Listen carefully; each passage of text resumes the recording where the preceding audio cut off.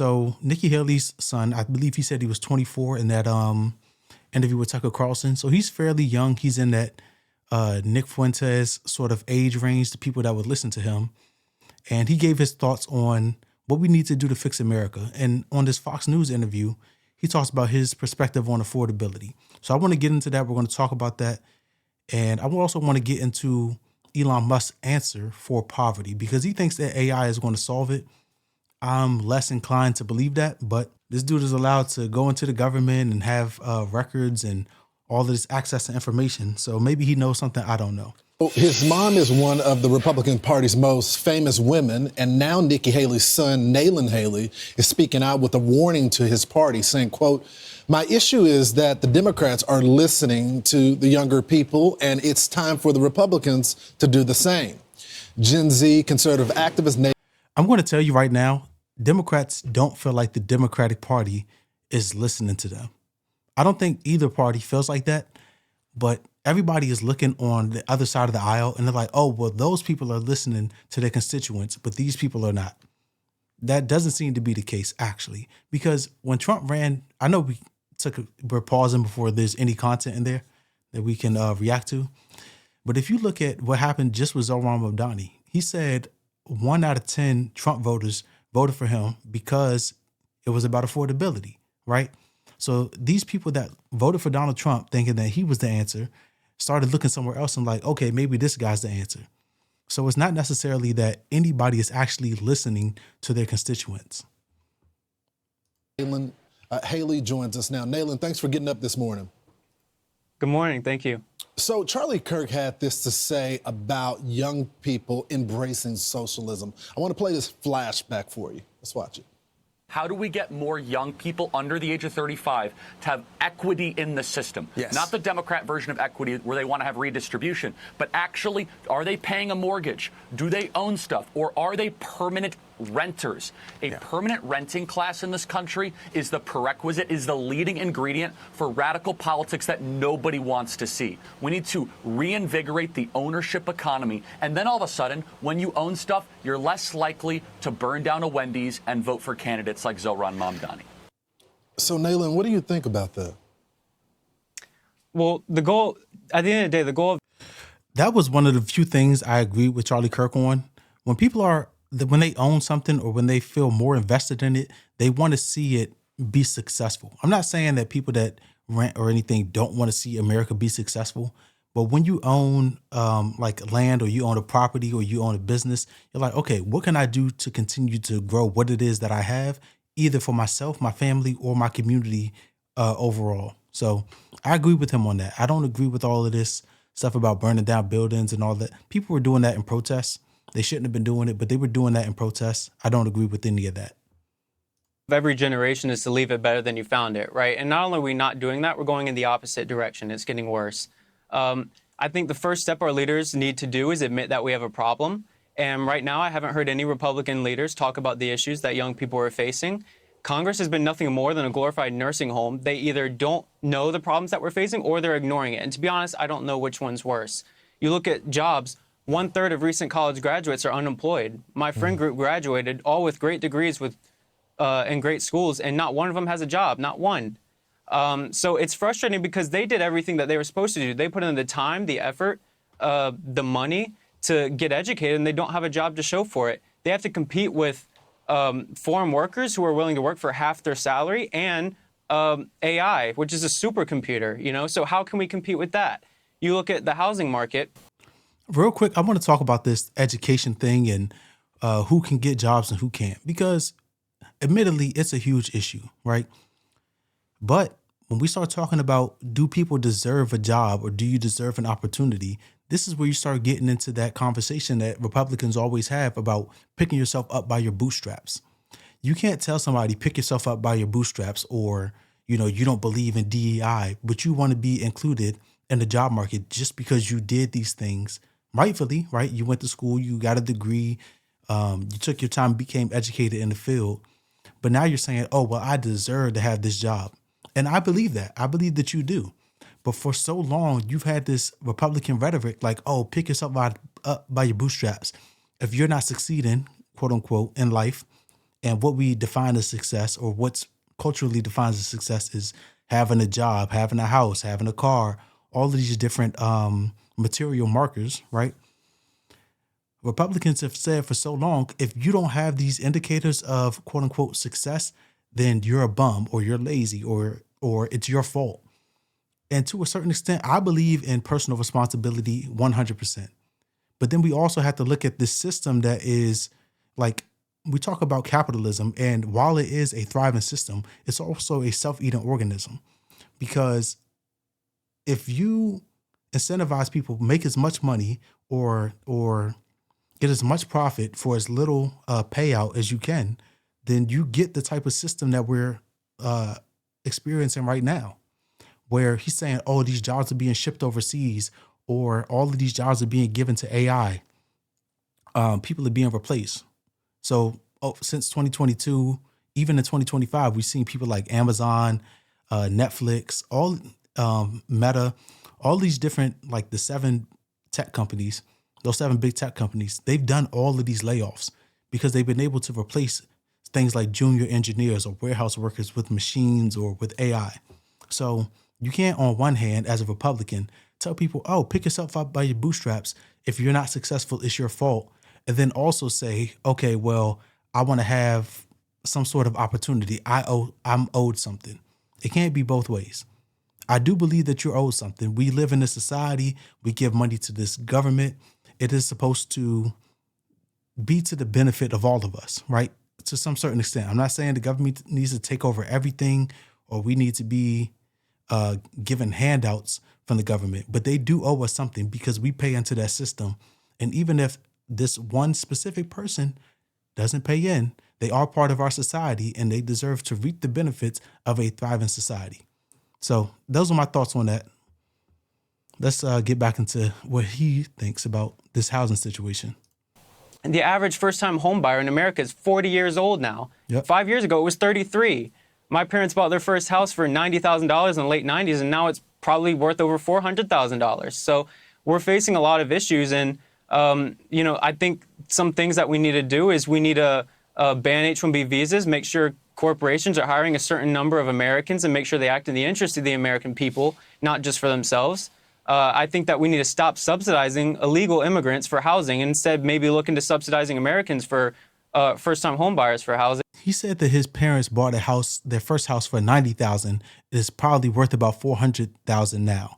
I am interested in if his parents have additional properties, because you said, oh, well, they own this one. And part of people's thinking around why housing is so fucked up right now is that people are buying multiple homes. So I am interested in that. I don't know what his family situation is. So maybe they have a bit of money. Maybe they were able to buy real estate or boost their portfolio on the stock market. I'm not necessarily sure, but that would be an interesting thing to look into, to get a full understanding of their situation and how they got there. And not allow corporations and the Chinese Communist Party to buy entire neighborhoods of single-family homes. So, Nayland, you hit a lot of points there. And I think one of the things that has not been addressed by a lot of Republicans is they feel like a lot of young people just want free stuff, but you're speaking directly against it. You're saying these young people, they actually work very hard. They've gotten a degree, but they feel like the American dream isn't attainable to them. What would you say about that? Right. No, that's absolutely correct. It feels like it's getting less and less attainable with each passing day. And look, I don't like socialism, but we also need to acknowledge that you can be against free market neoliberalism and not be subscribed to Mamdani-style socialism. Capitalism is a very broad thing. We need it to work for the average everyday American, not just for the elites and corporations. And when you look at Gen Z, over half of Gen Z has positive views of socialism, and it's because socialists, the democratic socialists, are actually reaching out to young people. So if the Republicans do that, it's because the system is fucking failing. For as long as this system has been in place and it's been working, we're getting to the point where it's becoming a self-eating organism. We're getting to the point where Elon Musk is looking to have $1 trillion net worth. We have 42 million people in this country, 12% of our population, that is on assisted an assisted subsistence program, SNAP, 42 million people. And I think the average they said is something like $187 a month. That 42 million people on average get $187 a month just to feed themselves. Those are the basics.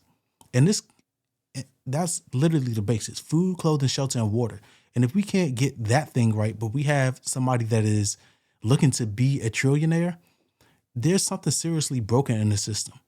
And I'm not saying that I believe in socialism. I've said that multiple times. I don't think that you put yourself in a good position when you hand over your ability to feed yourself, clothe yourself, house yourself, protect yourself over to somebody else. We're saying, okay, well, can I have some more? Like you're lining up at the beginning of the month and saying, can I have some more? And we have to have some individual responsibility. But we're getting to the end game of this capitalism thing when jobs are being shipped overseas because those people will take less money. Whoever those people are, I'm not identifying a specific group. Whoever they are, they will take less money to do the job. And you're saying, okay, we'll build these machines instead of paying people. You go to Walmart, they have like 20 aisles and 3 of them are open. And then they have self-checkout and the line is backed up through the back of the store. We're going to transition now because I want to show you guys this thing from Elon Musk where he thinks that AI is going to be the savior. He thinks humanoid robots or AI is going to be the savior, and it's going to lead us into this next phase of humanity. At some point, when all the jobs are taken and there's no income and people are not able to buy things, where do we go as a society from there? Are we going to start getting back into this system where, we're having multi-generational living, which is not necessarily a bad thing. I believe in multi-generational living. It's probably good for your kids and good for your parents as well. But we've sold this American dream for a long time that you're supposed to have your own house, your own car, a white picket fence, all of these indicators of what we've defined as success. What happens when people can no longer afford that because all of the jobs have gone overseas or it's gone to a robot? And we've optimized so much for our society that we're supposed to be living in a utopia, but nobody can afford to buy into that. But AI and humanoid robots will actually eliminate poverty. And Tesla won't be the only one that makes them. I think Tesla will pioneer this, but there will be many other companies that make humanoid robots. But there is only basically one way to make everyone wealthy, and that is AI and robotics. And we can't talk about robotics without AI. But AI and humanoid robots. So I don't know where that entire, I don't know what the entire clip is, but I did want to show you guys that. And I don't know what Elon Musk is talking about because we keep having this conversation about affordability. And if everybody has $1,000, the value of $1,000 decreases because the prices are going to increase to match the fact that everybody has $1,000. So he's saying like, oh, AI is going to be the future. Robotics is going to replace all these jobs. Everybody's going to be able to be successful. I don't know how we get to that point. I don't know what the end game is. But Elon Musk also does not. I don't want anybody to have faith in him and trust him and be like, oh, this guy is the answer to all our problems, because he is not. There's literally a website of shit that Elon Musk has said that has not been delivered on. We can talk about the Tesla Roadster. We can talk about fully autonomous self-driving Teslas, self-driving cars that he said way back in the day. These things that he said was going to happen have not come to fruition. Another promise he made he didn't deliver on was, what was the name of that thing? Oh, the $2 trillion that he was going to save for the deficit. And then he's going to give everybody a $5,000 refund check, basically. Didn't happen. Another promise the guy said he can't deliver on.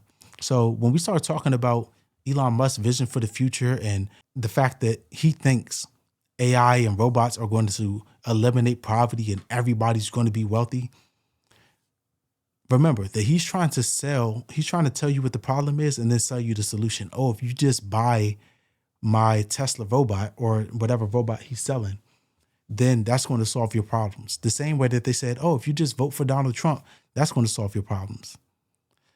Look around you. People's problems are not solved. People are in a worse situation every week, as I say time and time again, every week that Donald Trump is president, we're in a worse off situation.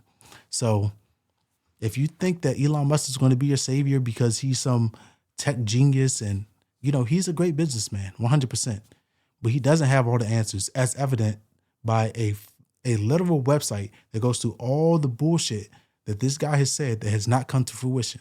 But this system is broken severely, and we're getting to the end game of capitalism pretty fast. And AI is only exacerbating that. So when Nikki Haley is listening to Nick Fuentes or Nikki Haley's son is listening to Nick Fuentes looking for a solution, or somebody's looking to Mamdani, or somebody's looking to Trump, and then he's going on Fox News and saying, hey, it may be the immigrants, or it may be AI, or it may be H-1B visa holders. We are feverishly looking for a solution, and nobody knows what it is. Nobody has a plan. The only plan that we have is, we're going to invest in AI and we're going to fix the economy. It's a plan to fail. It's a losing plan, and it's going nowhere.